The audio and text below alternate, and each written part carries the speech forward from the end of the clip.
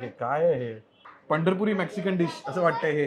हे जे ठिकाण आहे याचं नाव काय दादा? आनंद भेळ, फेमस पंढरपूरचं आनंद भेळ. तर पहिलं तर आपण ह्याचं ट्राय करूया. काय? पापडी. पापडी. हे सांगतो तुम्हाला ह्याचं शास्त्र. पापडी ठेवा, आता. टोमॅटो ठेवा ह्याच्यावर, पहिला टमाटो ठेवा, कांदा ठेवा, मिरची ठेवा त्याच्यावर. कांदा ठेवला हा आणि मिरची ठेवू. हा पूर्ण मिरची ठेवा, पूर्ण काय नाही, मिरची ठेवू? पूर्ण मिरची ठेवा आणि अरे खवा अरे अरे अरे अरे खवा अरे. ही मिरची, हा कांदा, हा टमाटो आणि पापडी. पापडीचं पीठ आहे. लाट जवाब आहे.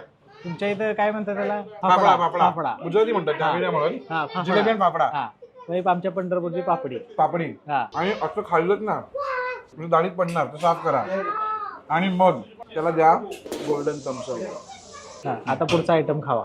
रगडा. हा पंढरपूरचा रगडा. आणि रगड्यात काय टाकलं नाही?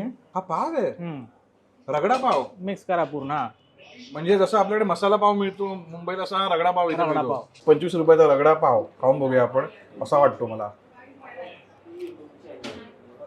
No comments, only eating. हा यार, काय रगडा आहे यार. तिखट रगडा आहे, तिखट झणझणीत रगडा आहे. म्हणजे तो घरगुती मसाले असं बोलते, घरगुती मसाले, पण ते घरगुती मसाले आहेत त्याच्यामुळे ती चव आली काही त्याला.